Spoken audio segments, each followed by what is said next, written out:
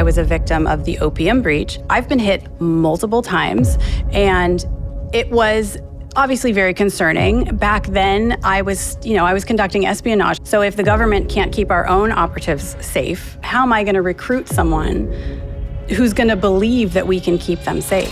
I'm Shawnee Delaney. I spent years undercover as a Defense Intelligence Agency case officer. And I'm Tyler Gray. I served as a U.S. Army Ranger sniper, as well as an assaulter in an elite Tier 1 counterterrorism unit. This is Control Room. Did you know in 2015, the federal government's Office of Personnel Management was breached? This breach affected nearly 22 million Americans. This included top intelligence professionals, military members, and the like, people trying to keep you safe.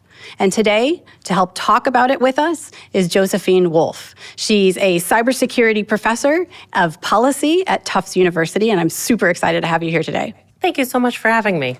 So before we dive into the breach, can you tell us a little bit about yourself and your background? Specifically, how did you tie in cybersecurity and policy? So my background is actually in theoretical mathematics. It's what I did my undergraduate in, and I was really interested in cryptography. I spent some time doing code breaking work, and I was thinking about what I was going to do if I wasn't going to be a great theoretical mathematician, which it became clear to me over the course of college I was not. We all have those thoughts. And it was sort of right at that moment the U.S. government was setting up Cyber Command, and I was interested in this question of sort of what's cybersecurity going to look like in this space. And it was also at a moment when it just felt like there was a lot of opportunity and a lot of new stuff happening in that field. So I first got interested in cybersecurity, and then from there really interested in this question of why are the policies so hard to get right in this space, right? It's not just the technology. It's not just that we struggle to build secure computer systems, but even the security tools that we have, we struggle to get people to use them. We really don't have the incentives in place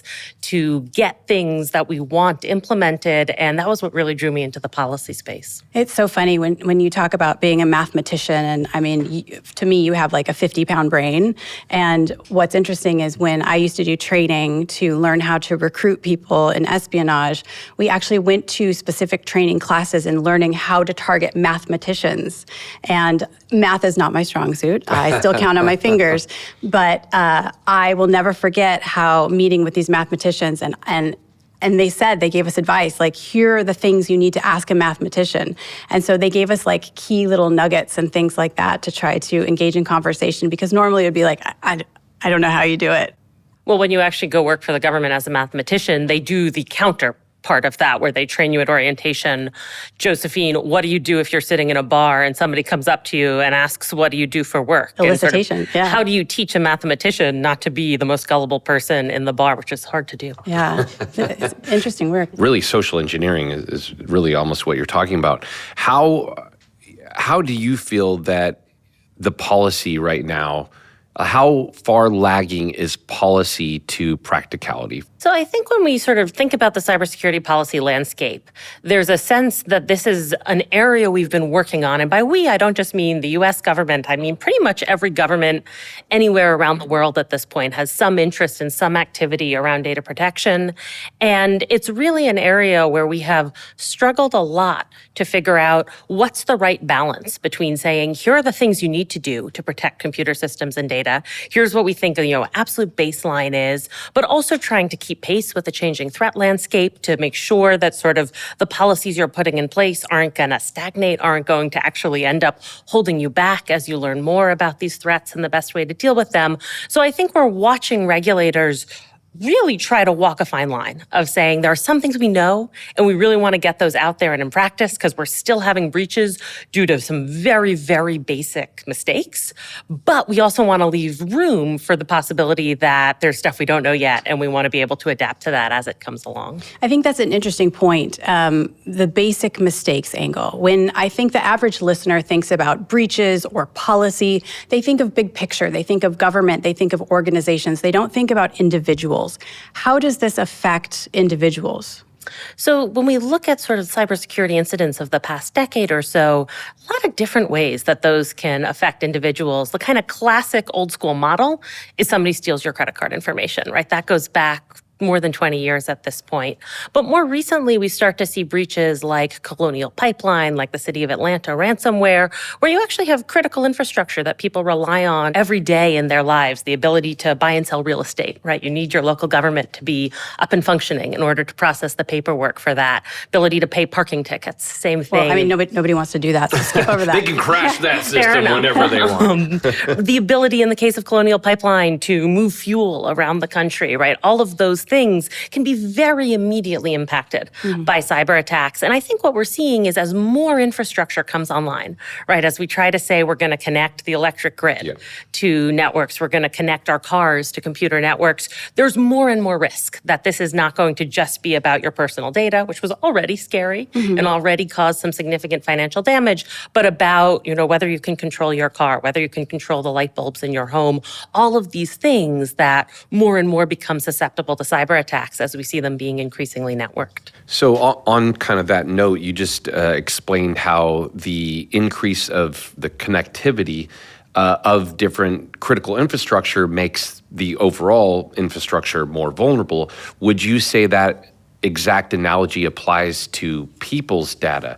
The more our devices are connected, the more our data is connected, are people going to be more vulnerable with that? So it's an interesting question because it depends on what type of threat you're worrying about, right? So there are a couple categories of threats we think about a lot in cybersecurity. A big category is what we call confidentiality, right? So the CIA that we talk about in cybersecurity. Not our CIA. Not your CIA, but the confidentiality, integrity, availability triad is kind of the three big classes of threats. Confidentiality threats are, this is something that should be secret, right? My social security number, I don't want somebody else to get that. That should stay confidential.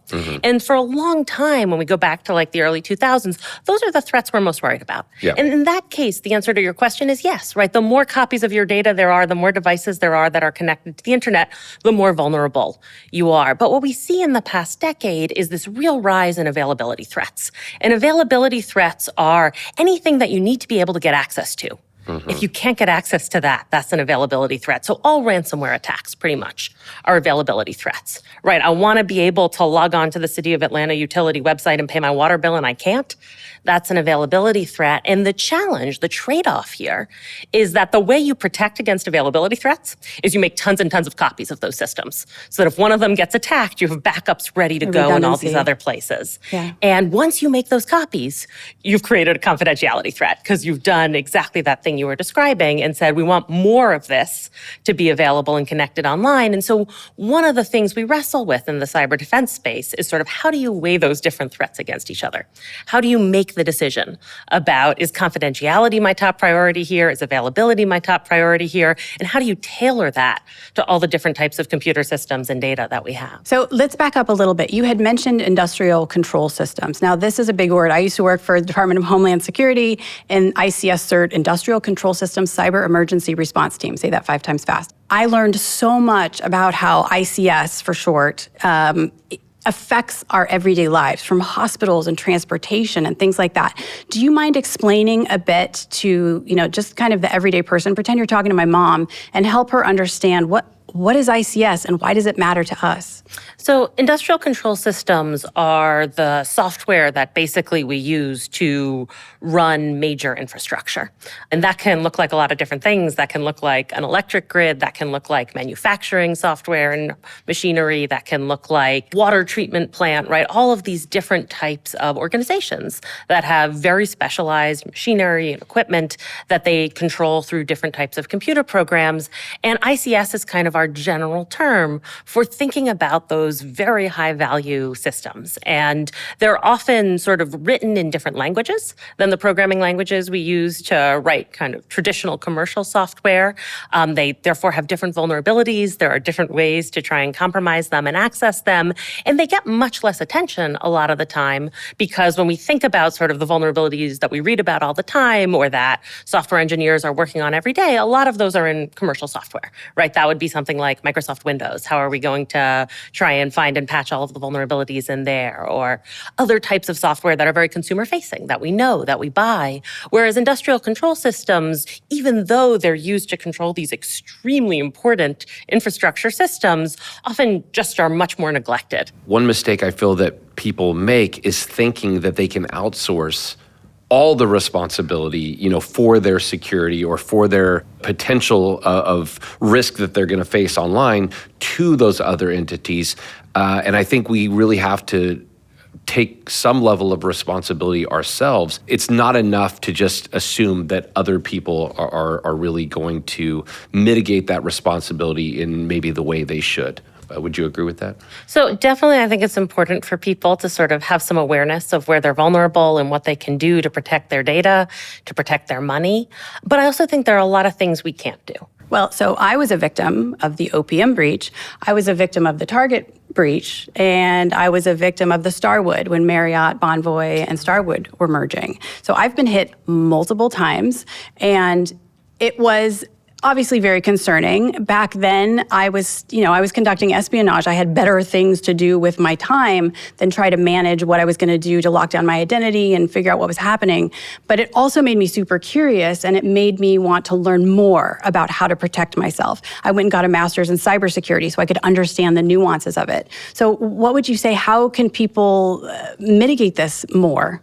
So the breaches you've just named are not breaches you could have protected yourself from, right? That was a question of how was the U.S. government protecting its personnel information? How was Target protecting its customer information? The closest you could have come was saying, I don't want to shop at Target. And part of... Nobody's going to say that. Nobody's going to say that. In fact, one of the things we see after breaches is that reputational damage is very short-lived, not just for Target, but for all of them, right? People sort of have a day or two of thinking, oh my gosh, I can't believe that company did that. And then usually they get over it. But one of the reasons that matters is that if there's not a reputational hit to Target, then Target doesn't have a huge incentive to protect its data better, right? Because it's not Target's money you're going to steal with those payment card numbers. It's your money. Right. And so when we think about cybersecurity policy, what we're really trying to think about is how do we create that incentive for companies like Target? How do we make sure that the organizations that are in a position to protect this information have an incentive to do that, even if it's really your information that they're protecting? What are the types of protections the people can do to protect themselves, something that's in their power, in their control, that they can do, since they obviously can't control what these organizations do? So if you're worried about financial fraud, right, and again, this depends on who the threat actor is, you may be worried about financial theft. In that case, you want to freeze your credit. Right? You want to go to all three major credit bureaus. You want to say, I don't want any inquiries on my credit file unless I explicitly come back and unfreeze this. And what that means is that nobody can open up a credit card in your name because nobody can put in that inquiry. Nobody can take out a loan in your name. And that, I would say, is sort of the most effective line of defense we have at this point. That's so simple. Well, it is and it isn't, right? I mean, you have to know what the three credit bureaus are. You have to figure out each one has a link. You click, I've done it. You click on it. It takes a couple minutes each. That's a pretty simple thing. I think people can make 10 minutes. I think it's still not as ubiquitous as we'd like it to be. And I will say, just in my immediate family, I have had multiple family members call me in crisis from like a car dealership saying, I'm trying to buy a new car and they can't put in the credit inquiry. Josephine, fix this, usually because I forced them to freeze their credit in the first place. Oh, by the way, I'm calling you in the future if I have issues. Totally fair. So I think that would be kind of the go-to thing that we would recommend around financial protections, in addition to monitoring your credit card statement, right? Making sure that you're kind of paying attention so that if something's off, you notice it, you can report it, and make sure you're financially protected from those losses. Are there telltale signs? Like, let's say when you're looking at a credit card statement or a bank statement, are there telltale signs? It's not always going to be a big purchase necessarily, right? Are there things people might overlook, 10 Amazon purchases that are small or things like that? Certainly, I think we're more at risk of overlooking small purchases. And that's why you sometimes see sort of a large volume of small purchases instead of one $40,000 purchase that people know might trigger a fraud alert. I think purchases that have a kind of obscure name, right? Think about the text that's next to each charge. If it just says like store 17321, you might not really know what that's about. Or things that look recognizable, but are places where you buy things regularly. So if somebody buys a lot of Amazon gift cards, you might say, oh yeah, I shop at Amazon a lot. That tracks, and you might not necessarily register, oh, that's actually not my activity. So it takes a little due diligence. Yep. Yeah. Yeah, I know for myself, I had, and I forget the name, but I had it was simple. It's like API, 3 letters, which, could be legit, could stand for something. I forget how I figured it out, but I want to say I believe they were $19.95, the charge, which is very much like a monthly membership, right? And it was a credit card. I don't use that much. And when I finally was like, what is this? And then I looked up on my previous, I forget what the total was, but offhand, I think it was like $800 and something of this $19.95 charge. And they started charging it. They started monthly, and I didn't notice it. And then they went weekly. Then they started doing like every 3 days. And eventually I figured it out. But that shows you how a very small charge that is not noticed can add up very quickly. But to that point, there's so many subscription services nowadays. 100%. Like all of your internet and your apps and your TV and my calendar and my to-do list, all these things are these automatic subscriptions. So it's really hard to keep track of all that stuff. And I think sort of these snowballing small amounts are a recurring issue, because when we think about cybercrime, one of the things that's really different about it from traditional crime is the ability to scale it. And one thing that I don't think people realize is how broad the effects are. Like if you look at the breach with the retirees, what are some of the consequences or the effects of those breaches on those retirees? So you would worry a lot about financial fraud in that case, because the information that's being stolen is stuff like social security numbers, addresses, the stuff you would need to open up a financial account. And you would worry about that population perhaps particularly because you would worry that they might not be very technologically savvy. They might not know how to go freeze their credit. They might not sort of be familiar with some of the tools that are available to them. You might also worry about some of the psychological impacts, right? One of the things people talk about in this space is this idea of I'm just really worried about this, right? What if something's the matter with my pension? I rely on that. What if there's a problem or somebody steals my money? I don't know what to do. And so I think one of the things we see in a lot of the class action lawsuits that follow some of these breaches is this sense of, I'm really scared. I feel really powerless. And the toll it's taken on me, even if nobody's stolen my money or nobody's stolen my money yet, I still am really sort of harmed in a significant way because I'm so fearful, because I'm worried about what's going to happen next. Yeah, the stress of that and the anxiety that comes from the potential exposure. And it's so important that, again, we recognize that and start to take proactive measures. One, you have to have the awareness, and then two, you have to actually take proactive measures to try and mitigate that risk. It's very difficult. Like, for instance, Shawnee, you talked about falling victims to several of those things. How did you know? How did you learn of all those breaches? So there was quite a lag, I will say, in notification. Each one was a little bit different. I think and I hope policies are changing now where notifications need to be expedited a bit more. So I would get a letter in the mail saying, so sorry, bad news, we've been breached and your information was stolen. And they would always offer a credit monitoring service or identity protection. I was given LifeLock multiple times as a result of that. And it's just, you sit back, you get this letter, and then what do? I froze my credit, but what else can you do? But it did take quite a bit of time in trying to figure out what to do. I like to say, prevention is so important to think about the steps, like the what if, the muscle memory. You were in the military, you trained, you did things over and over and over again to build that muscle memory.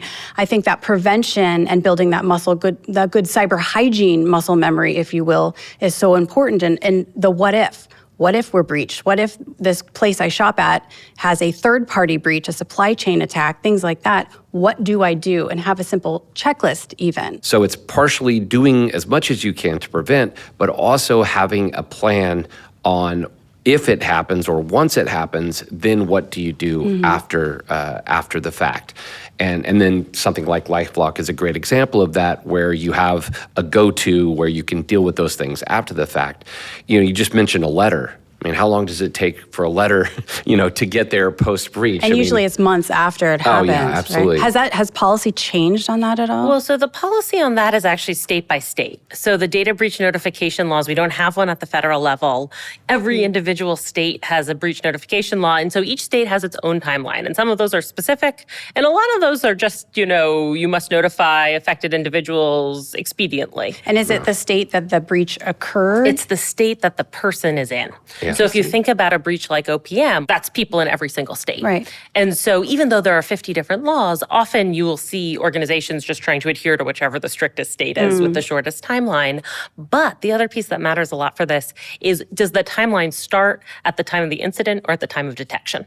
Because when you're talking about something like the OPM breach, there's not just a lag between when it's discovered and when you're notified, there's a huge lag between when that breach begins and when the Office of Personnel Management actually realizes what's happening. Right. And so part of the lag is also just we're not as good at detection as we need to be. And even if we then notify everybody as quickly as possible, it's still sometimes been months or even years since their data started to be stolen. So you mentioned the OPM breach. Can you explain a little bit about what that is? It's Office of Personnel Management, but what is it? What happened?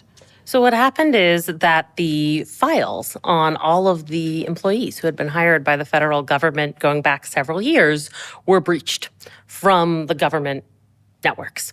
And all of the information about them, which includes not just sort of standard run-of-the-mill employment information about your social security number, your address, but also security clearances, fingerprints, right? All of the stuff that you collect, blood type, about people who are working for the government.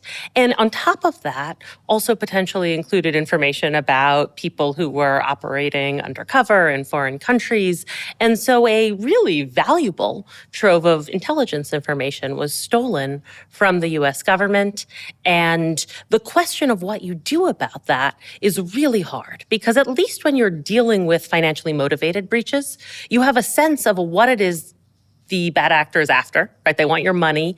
And most of the ways we have of trying to stop them from profiting are related to the monetization of that money, right? We try to say, okay, we're going to cancel your credit card. They're not going to be able to charge anything to it. We're going to freeze your credit. They're not going to be able to put an inquiry. When we're talking about an espionage incident, none of that helps, right? When we're talking about an espionage incident, the moment the data is taken, you've sort of lost. And so thinking about ways to mitigate that is really important. And some of the ways that we saw after the Office of Personnel Management breach, we actually saw the CIA reportedly move some of its undercover operatives, right, who wasn't sure were safe anymore. We saw a lot of thinking about how are we going to try and retaliate against other countries? How are we going to try to shore up the security of our own systems? But there's not an option to say we're just going to lock down the money. You have to really think about what are all the ways this intelligence is going to be used? Who will be targeted? Is it going to be extortion and blackmail? Is it going to be threats to their life and security? How do we protect them? Those are all things that I thought about actually after it happened, because operationally I had to travel an alias and biometric and blood type and photos and all of those things. So it really did make us take pause when we were running missions in certain countries as to how we were going to deal with things like you're talking about, because we didn't necessarily know. We know who did the breach, but who are they sharing that information with?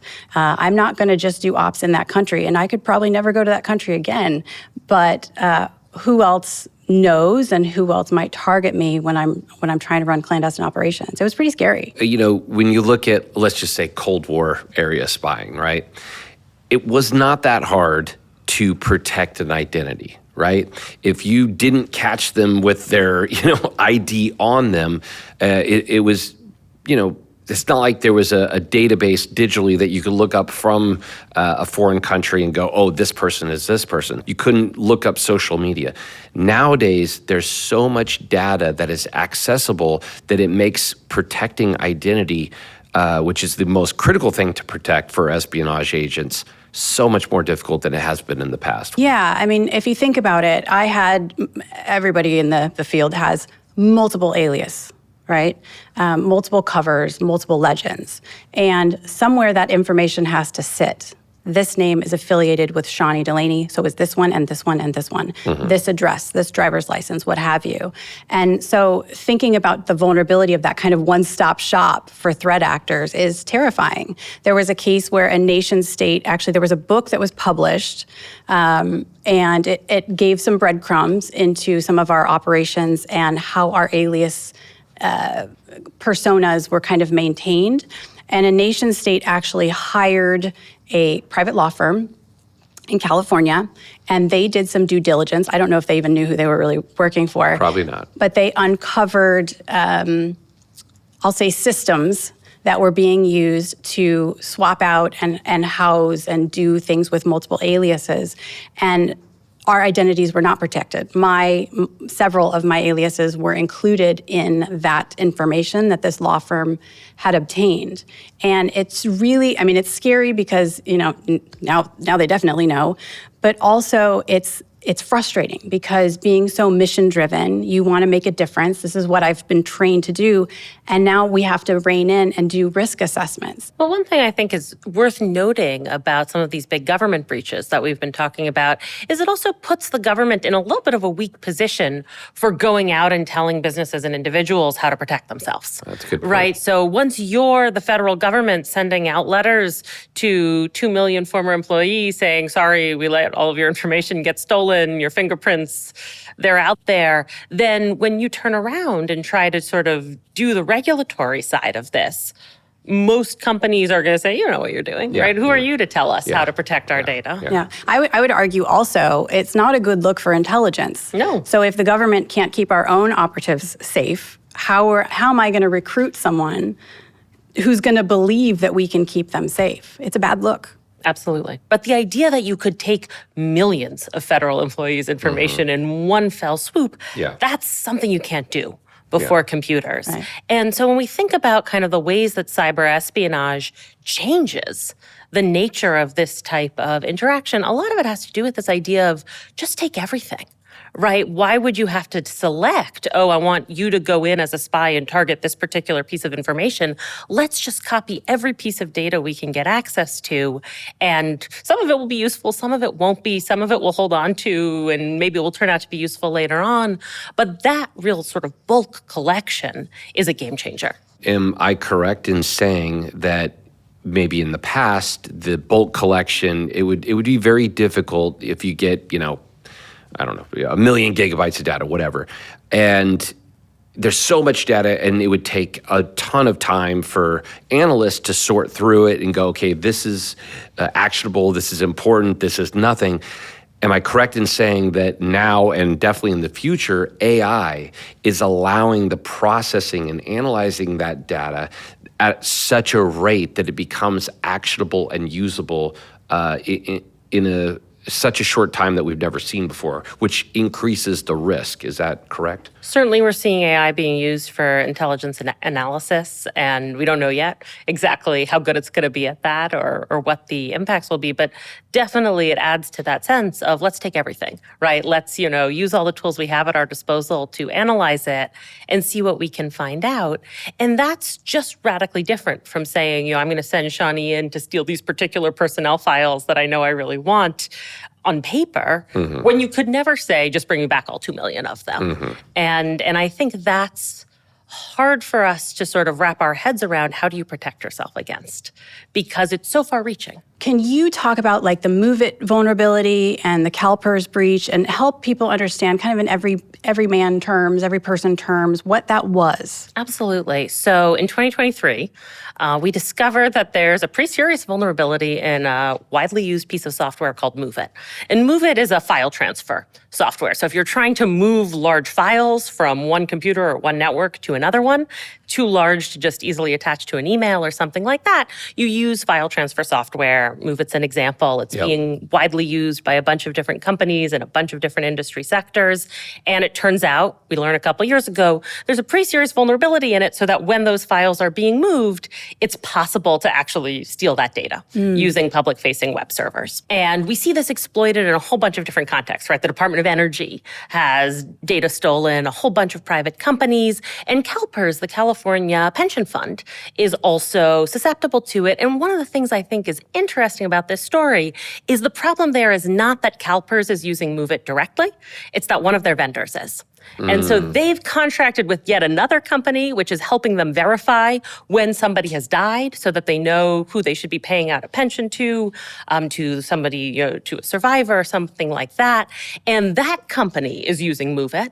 But because they had access to the CalPERS networks and data, that then means that all of that information about, I think, almost 750,000 retirees in California is then stolen. This happens as well for the teachers' pension fund in California. And so you get these really sort of far-reaching effects through what we would call a supply chain attack, right? A supply chain attack in the sense that it's not you, it's one of your vendors. It's a piece of software that's sort of a couple degrees removed from what it is the organization itself is actually doing.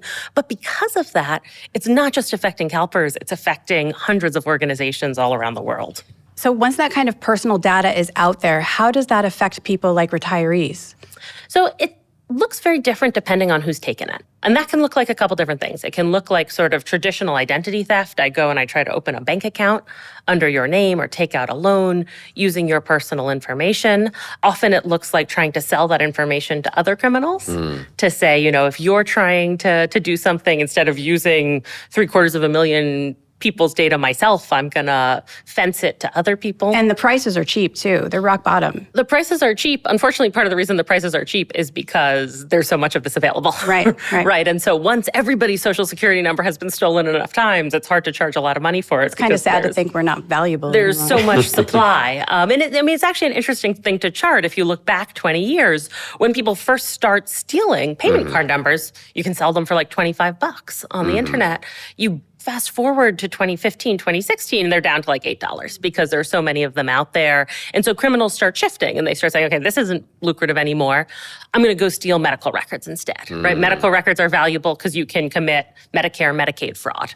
And so you start stealing that information, and then there's a glut of that information that's been stolen, and you see a pivot to ransomware and saying, okay, how do we find new ways to monetize this data that we weren't able to sell in illegal forums, but we can sell back to you because it's your own data, and so you'll pay us money to retrieve it. So there's a variety of things this can look like, and there's also, I should note, a large number of these breaches that we think are largely espionage motivated. Yeah. A lot of times people ask me why I'm public, and it's because they know who I am. Yeah. That's hiding in plain sight is the only way to hide Yeah. nowadays with the proliferation of information. There's just so much information out there. On that note, what would you say is really the risk once these, as she said, once these individuals are targeted, once they, if they are exploited for financial gain, what is another method that's being used other than, let's say, just ransomware and identity theft? Like, what's currently the new emerging threats that we're seeing? So I think still we're seeing a lot of extortion, and that can look like a lot of different things, right? So the sort of traditional ransomware model is I encrypt your hard drive and then I require you to pay me a cryptocurrency ransom to retrieve the contents or to get a decryption key for it. There's still a lot of that out there, but we're seeing more of these sextortion schemes. In which people are actually threatened with, I've stolen intimate videos or photographs off of your computer. Sometimes that's true, sometimes that's not true. If you don't pay me, then I'm going to release these publicly, or I'm going to send them to everybody who's in your contacts. Or extortion that's sort of alluding to, I have some information of yours that you don't want made public, and if you don't pay me, usually, then I'm going to release it or send it to people in some way that's going to really embarrass you. And all of these are really proliferating. They are just exploding. What would you say to people as to if this happens to them or a loved one, what should they do? If there's an extortion? So I think the most important thing to say to people about this, and it's a hard thing to hear, is don't pay. And this is actually somewhat controversial advice because a lot of people feel if there's even a small chance that by paying I'm going to make this problem go away, then it's worth it to me. And I think the really important thing to remember about this is when you pay a criminal directly, you further incentivize them and you further directly fund their ability to keep doing this type of behavior. And there's no guarantee that they're going to release your information. Absolutely no or guarantee. That they haven't copied it and are going to ask for more. In fact, one of the things we see in ransomware is once we know that you're willing to pay, we're going to come back, right? We got $100,000 out of you this time. A year later, we're back and we're asking for $250,000 because we know that that's sort of your behavior. You've set a precedent, and it's where the term, we don't negotiate with terrorists came from. It's because as soon as you do, you're setting that precedent. The term that I love is what you allow will continue. So what would you say are different proactive measures that people can actually take to protect themselves? Sure. So I think financially, you want to freeze your credit at all three major bureaus. Yep. You want to pay really close attention to financial statements, to credit card statements, everything that will give you an early indication that something may be amiss. Would that include also, turning on notifications of charges from? It might include okay. that, right? Certainly, if you're looking at very large charges, you want somebody to notify you of those. But as we've talked about, also worth paying attention to some of those smaller and recurring charges. You want to be really careful about your payroll. You want to make sure that that's well protected and that the money that's being deposited to you by your employer is going where you think it's going. You want to be really sure that when you get notifications, whether that's in the mail or other ways about certain types of financial transactions, you're really careful who you talk to, what information you provide to them. When it comes to espionage, which is the other piece that we've talked about, you have much less you can do individually. And that's true across the board. For cybersecurity, we have fewer tools for dealing with espionage after the fact. It's one of the reasons why proactive prevention is even more important there. But you want to think really carefully about, are there pieces of information that I would worry about being blackmailed with? Are there ways in which I could imagine being extorted? And if so, is there a way for me to make that less of a vulnerability for myself? Is there a way for me either to be open about that so that it can't be used against me, or to remove the digital evidence that I would be worried about being extorted for? And those are some of the ways that I think you can try to have some after the fact protection against that type of espionage. Thank you again for your time, Josephine. This was fantastic, super enlightening. Could you please let listeners know where we can get your books, where we can learn more about you? Absolutely. My books, You'll See This Message When It Is Too Late, and Cyber Insurance Policy are available from MIT Press and every website where books are sold. I'm a cybersecurity professor at Tufts University, and it's been such a pleasure. Thank you so much for having me. No, thank you for coming on. Learned a ton. I wish my cybersecurity professors were as cool as you. Thank you. That's very kind.